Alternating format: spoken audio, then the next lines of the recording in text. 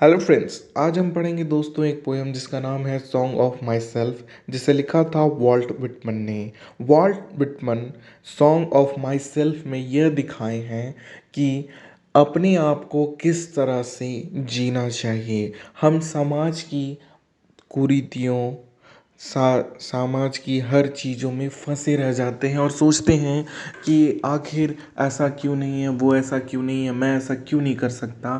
तो ये सबसे परे वो सिर्फ और सिर्फ खुद पे फोकस करके खुद की लाइफ को एंजॉय करना इस पोएम में सिखाना चाहते हैं कि किस तरह समाज की चीज़ों को भूल करके हमें सिर्फ और सिर्फ खुद में फोकस करना चाहिए, क्योंकि खुद में फोकस करने से अपने आप को ऊर्जा मिलती है और हम हमेशा मोटिवेटेड रहते हैं कि हमें आगे क्या करना है। बल्कि हम यह भी सोच पाते हैं कि हमने क्या नहीं किया, पर अगर हम समाज देखेंगे तो हमें परेशानी होती है। तो इस पोयम में उन्होंने 52 सेक्शंस लिखे थे, पर हम अब सिर्फ एक सेक्शन पढ़ते हैं। लोगों ने सिर्फ फर्स्ट सेक्शन को ज़्यादा लाइक किया है और इसलिए फर्स्ट सेक्शन बन गई है मेन पोयम। इसकी थीम है आइडिया ऑफ सेल्फ, यानी कि खुद पे फोकस करना। इसे पब्लिश कराया गया था 1855 में in the leaf of grass में। पर वॉल्ट विटमन इसका टाइटल नहीं सोच पा रहे थे और फिर उन्होंने 1881 में लोगों ने यह सुझाव दिया उन्हें, या फिर वो खुद सोचे और उन्होंने इस पोएम का टाइटल दिया सॉन्ग ऑफ माई सेल्फ, यानी खुद के बारे में कहना।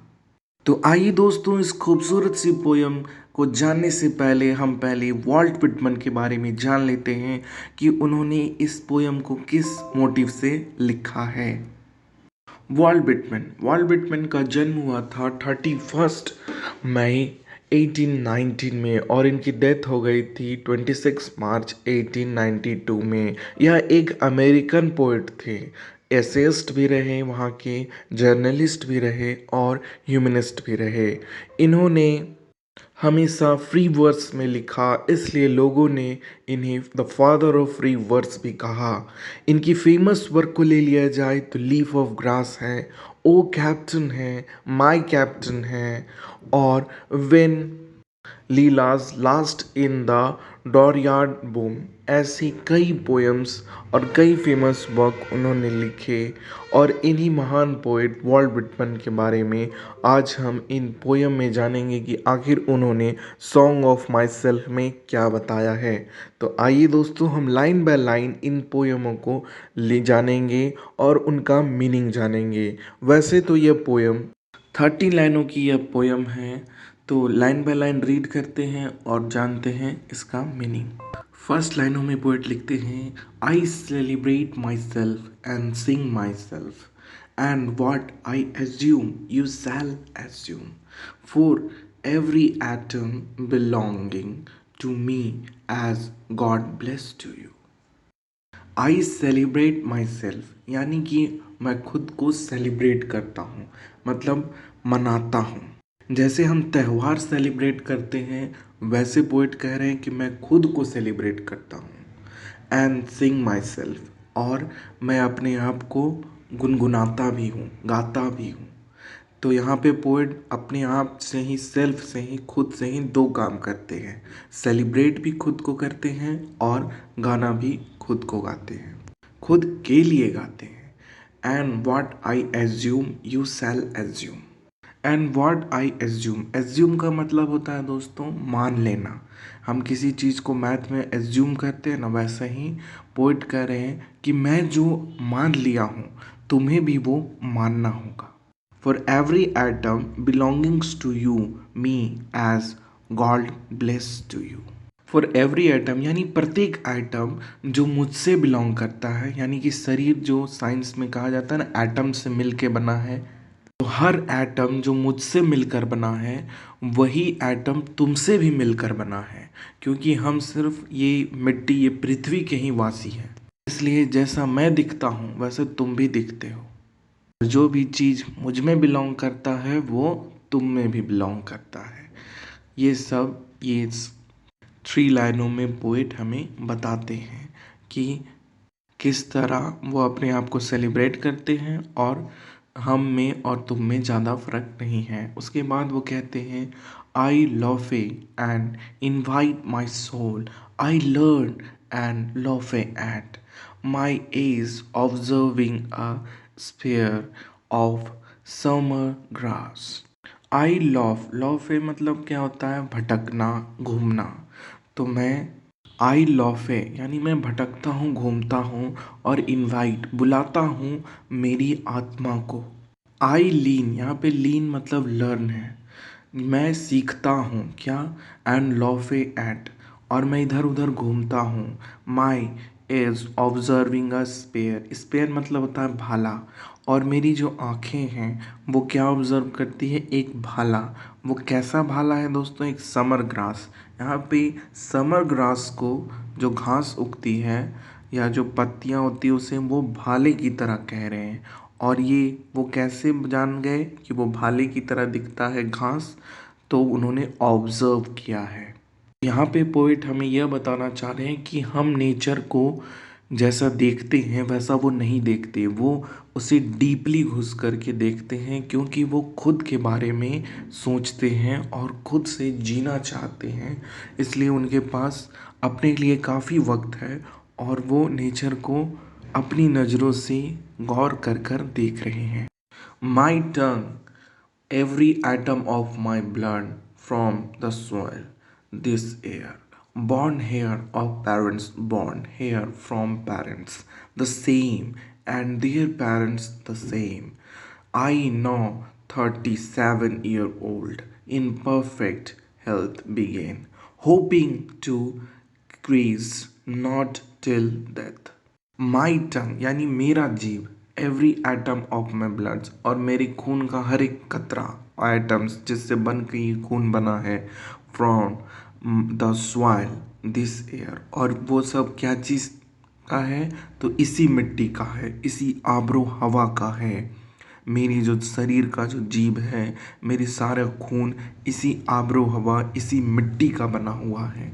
Born here of parents, born here from parents the same, and their parents the same. Born here of parents यानी मेरे पिता से मैं यहीं जन्मा हूँ। Born here from parents the same, और मेरे पिता भी मेरे पिता से यानी मेरे पिता के पिता यानी मेरे दादाजी से वो भी यहीं जन्मे, and their parents the same, और उसके बाद उनके पिताजी भी यहीं उन्हें जन्म दिए, फिर उनके पिताजी यहीं जन्म दिए, और ये लगातार चल आ रहा है। तो यहाँ पे पोएट अपना देश प्रेम दिखाते हैं, अपनी धरती प्रेम दिखाते हैं और कहते हैं कि मैं यहीं जन्मा हूँ और मेरे पिता भी यहीं जन्मे थे, मेरे पिता के पिता भी यहीं जन्मे थे, और ये पीढ़ी दर पीढ़ी चलता आ रहा है। I am now 37-year old in perfect health begin. मैं अब 37 साल का एक आदमी हूँ और मेरी हेल्थ बहुत ही अच्छी है। Hoping to geez not till end, मैं ये काम करता रहूँगा, तब तक करता रहूँगा जब तक मैं मर ना जाऊँ, टिल डेथ। तो यहाँ पे इन स्टैंजा में पोइट ये कहना चाह रहे हैं कि मैं इस धरती से जुड़ा हूँ, इस देश से जुड़ा हूँ, मैं यहीं पे जन्मा हूँ, मेरे शरीर का हर एक अंग यहीं का है, और मैं अपने आप को तब तक इंजॉय करता रहूँगा जब तक मेरी मृत्यु ना हो जाए। इसके बाद पोइट लिखते हैं, grades and schools in abeyance, retiring back a while surfaced at what they are, but never for good. I had born for good or bad. I permit to speak at every hazard. Nature without check with original energy. Creeds and schools in events. Creeds मतलब होता है जात पात और एवेंट्स मतलब होता है रुकावट। तो ये जो जात पात है वो हमें एक ऐसे स्कूल में ले जाता है, जो जात पात नहीं मानते हैं वो हमें एक ऐसे स्कूल में ले जाता है जो हमें रोकता है किसी से बात करने को, किसी से मिलने को, क्योंकि हम जात पात में फंस जाते हैं। Retiring back a while surfaced at what they are but never forgotten. Retiring back यानी मैं यहाँ से बाहर जाना चाहता हूँ, पीछे जाना चाहता हूँ। A while sufficed at what they are but never forgotten. मैं इस चीज़ को बाहर निकलना चाहता हूँ, मैं भूलना चाहता हूँ, मैं पीछे जाना चाहता हूँ, पर मैं नहीं भूल सकता, क्योंकि समाज के लोग सिर्फ और सिर्फ स्टेटस देखकर ही बात करते हैं, और यही वो मेरे अंदर भी डालना चाहते हैं। I had born for good or bad. I permit to speak at every hazard. I had born for good or bad, यानी मेरे अंदर सच्चाई भी है और बुराई भी है। I permit to speak at every hazard. इसलिए मुझे सीधा मत समझना, मैं हर एक मुश्किल को संभाल सकता हूँ, मैं बोल सकता हूँ हर एक हज़ार्ड में। यानी कि पोइट ये कहना चाहते हैं कि ये मत समझिए कि मैं बहुत सीधा हूँ और कोई भी मुझे परेशान कर कर मुझे ठग कर निकल जाएगा। मैं सीधा हूँ तो मैं टेढ़ा भी हूँ, और मैं हर चीज़ को जानता हूँ कि किसके सामने कैसे बोलना है। Nature without check with original energy.